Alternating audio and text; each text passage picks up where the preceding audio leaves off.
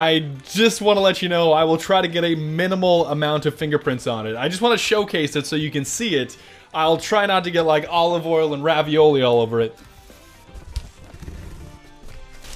Okay, this is what it looks like. I don't want to turn it on though. I'm sure it has some kind of blue or purple or really neato LEDs, but I don't want to turn it on just because all of the internal components are already packaged in a certain way that they need to be for shipping just to make it safe. So I'm not going to turn it on, but this is what it looks like. I'll also make sure that all of the specs of this thing are down in the description. This is the gigantic one and it is considerably heavier.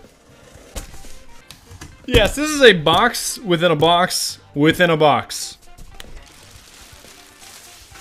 And here it is. I cannot hear it, but I can definitely see it due to all that RGB. I love RGB because it's going to match my keyboard and my mouse. I know some of you hate RGB, but either way, it's definitely visible from space. Alright, so now I'm going to install everything that needs installing. I'm going to integrate it into my current setup here just to see if it can run Roblox at 4K. But before I do, and I know this is not perfect cinematography, I'm sure my lighting's hot garbage and I'm not using the rule of thirds, I did just want to say a very sincere, a very humble thank you to all of you out there. I know you guys come back video after video.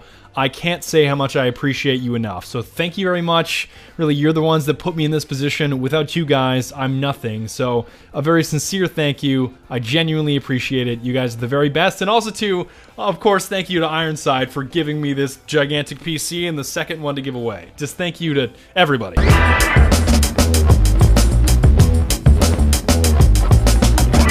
So this yogurt that I just ate has hashtag FlipYoLid and Flavortown Population Me on it. I'm really glad that Guy Fieri memes have made their way into my diet. Just one thing I wanted to mention before I go over everything involving my setup, from the monitors to the keyboard to the mouse, everything else. I wanted to mention this is purely about function, not necessarily aesthetic. So if you see like a bowl of spaghetti back here that it looks like I should be adding some pasta sauce to make a nice home-cooked meal for myself, just know that I highly value function over aesthetics, so as long as it's not lighting anything on fire, I'm really not all that concerned about it. Hitting all the major components that you guys are going to want to know about, the case itself is an Enthoo Evolve ATX with tempered glass, so that's why it looked a little bit heavier. The graphics card that's staring you in the face is an NVIDIA Titan X Pascal. The processor is an i7-6900K that's cooled by an X52 Kraken. That means that it's liquid cooled from NZXT.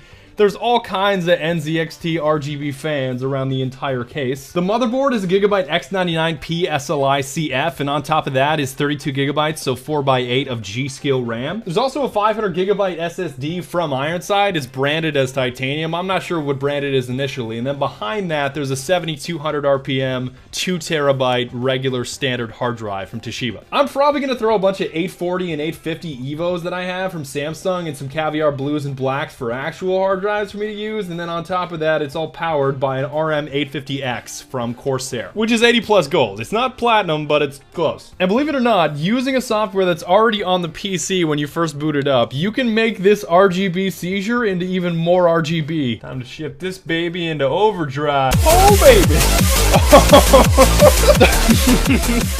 I don't know who could possibly need this in their life, but I guess this exists. And I'm not speeding up this footage, by the way. This is 100% real time. This is what it looks like. Yeah, if you guys want to know the secret to getting a high frame rate, really high FPS in game, RGB, that's the secret. Just know that it's fully customizable. Like, I can make it green here, I can make it purple, I can make it red, I can make it whatever color I want. You can even make it beat and pulse like a heart if you really want. Just know that it's fully customizable if you want to distract your eyes or give yourself a seizure. As for my mic, which I will tap on right now, I have a Shure PG42, which is connected via USB, so I know a lot of you will get a little bit butthurt that it's not an XLR, but I have insane quality out of this thing. I can't tell you how much I love it. I've had it for 2 years. It's excellent. The mic arm is just a standard one off of Amazon. I don't really use it that frequently unless I'm recording something or I'm in my Discord talking to other people, but that's just like a very standard one, and I will use this encasing while I'm making a video just so that phone can kind of cancel out some of the noise so I don't sound like a caveman. I'll get to the monitors in due time because they're hugely important, especially this one here. But moving on to the keyboard, this is an 810 Orion from Logitech. They sent it to me for free. I don't really have a sworn allegiance to any kind of keyboard. I used a Corsair K70 before this one. As long as it has this thing right here where I can turn up my volume, just, oh look, I'm listening to some song, and then all of a sudden I can just jack it up like that. It's my favorite feature on any keyboard. And this is also how I maximize my frame rate. RGB, RGB, RGB. The mouse over here, which I will pull over here for slightly better lighting, using is a Razer Death Adder Chroma, which I've been using Death Adders like the 2013 Death Adder and the Death Adder before that forever. I just can't change. The DPI, which is the most important for you guys to know, is 400, which is considered to be very, very low, which I really enjoy. I recently switched from high sensitivity to low sensitivity. I'm a lot more accurate now, but it takes time to adjust. The headphones that I use are Sennheiser 598s, which I adore, and I'm gonna stop saying that I love stuff. I think it should go without saying that, oh, if it's a part of my setup, I love using it, and I don't hate it as a part of the components that I use, so it should go without saying that everything here I do love, but the Sennheiser 598s especially, great headphones. They're so incredibly light that you can wear forever. I love them. Even though they are like a mocha slash vanilla caramel type coffee looking color with brownie ear cups, and they don't match anything that's RGB around this entire setup, they're just so incredibly comfy to wear for like 12 hours. Can't live without them. There are Logitech speakers back there and a big subwoofer down here, but I use them so infrequently I wouldn't consider them to be a critical part of this setup. The headphones are used almost 99% of the time. I won't even go into those. On to the monitors, which are utterly important. The first thing I have to say is monitor arms are so critical. I love monitor arms. Just the idea of, you know, like a regular stand for a monitor that goes underneath there, it takes up so much space. It doesn't give you a monitor that's high enough. Get a monitor arm for 2 monitors. I have one over here too. It is utterly important. Okay, the first thing that I have to say about this whole monitor setup, you do not need 2 ultra-wide monitors. It is just way too much. Like, just the idea when I'm sitting as I would be gaming or as I would be editing right here, there's no way that I can utilize all of this screen real estate. It's just too much. Like, the idea that I would go all the way up here and all the way down here while editing or game, that's so silly. Do not get 2 ultra wides. But regardless, these are both 34UM95Cs from LG. They're very high quality monitors because they're 3440 by 1440, so they're great monitors. I just don't know why I ever thought that I needed 2 of them. But the one in the middle is a special one. It's an Asus ROG PG278, and it's a 1440p monitor, so it's 2560 by 1440. But it's also 144 Hertz that you can then overclock to 165 Hertz, and G-Sync is of course included. Now, I'm not trying to insult you here. I know there's a lot of you that are PC enthusiasts, but a lot of you out there are also not. There's a variety of you watching. So if you want to think about 30 Hertz or 30 FPS going like this, and then 60 FPS being like this, as far as the number of frames or the number of pictures that it shows you every second, 144 is really, really rapid because it's technically refreshing or updating 144 times every second. So as a result, you need a computer that can shove out a really high frame rate or give you great performance in order to shove out a full 144 Hertz every single second. Now, plenty of computers can squeeze out 60 FPS or 60 frame updates every second to play a variety of different games, usually at 1920 by 1080p. That's usually the more popular resolution, so you do need a much nicer computer to not only play and record at 1440p, but also squeeze out 144 frames every single second. And it does have the ability to overclock. Overclocking a monitor sounds ridiculous to me, but it can overclock itself to 165, but I just don't feel the need to do that. And just so we're clear, I'm not going to be benchmarking anything. Like, I think it's kind of useless for me to tell you, hey, look at this PC that can get 5,732 FPS at 4K in Minecraft. It's kind of like, if you know the specs, you know roughly what I can get in various AAA titles at certain qualities. So I'm just going to skip all that. Alright, here I am with some Roblox rap battles. I'm up against Candy_Lands here, who's just swearing at me, so I can't. Oh, there you go. So don't you try ruining this style while you be crying on this pile.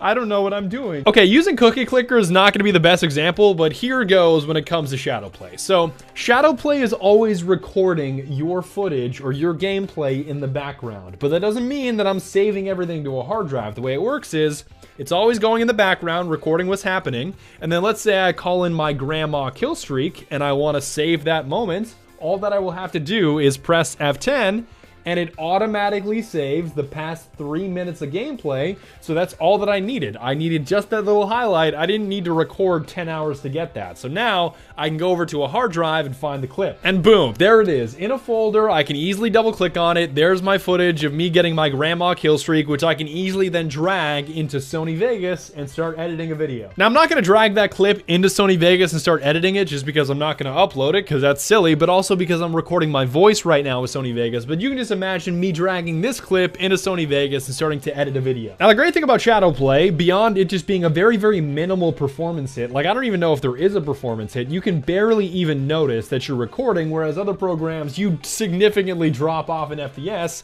The other good part is that you can easily change the settings by hitting Alt-Z. You can change that 3-minute recording or that 3-minute shadow recording, like I said. You can change that into 5 minutes, you can change it into 10 minutes, you can change that really easily, as well as the resolution and the quality of the video. I do 1440p at max bit rates at 60 FPS. So it's pretty high quality, but it's still something called 264 if I'm not mistaken. So it's kind of like the highest quality of a mid-tier quality. And just to round out the whole setup, because I'm sure you guys would crucify me if I didn't tell you this, the little badger that you can see in the back of my videos, I got this one at IKEA. The Mike Wazowski hat, I got at Disneyland about 2 months ago with my girlfriend. And last but not least, Clarence. So I got Clarence in July or August of last year while I was on a date, believe it or not, at the San Francisco Aquarium at Pier 39, or close to Pier 39. We ended up going to Sushi Hunter afterwards, so I sat down eating sushi with this stuffed shark and my date, whose name was Candace, who I don't talk to anymore, but I just brought him home. Yeah, I walked all the way from Pier 39 all the way back over here after going to Sushi Hunter with this guy. And I just can't let him go. He's too precious. But I think he is losing his stuffing. Like, especially in the back, he went from thick to definitely not thick, so I may have to get him restuffed. And that's about it. I'd like to thank you very much for watching. I'd also like to thank Ironside for the free PC and the additional PC to give away to you guys. And I will list all the specs of everything that I possibly can down in the description, so it's very easy for you to tell.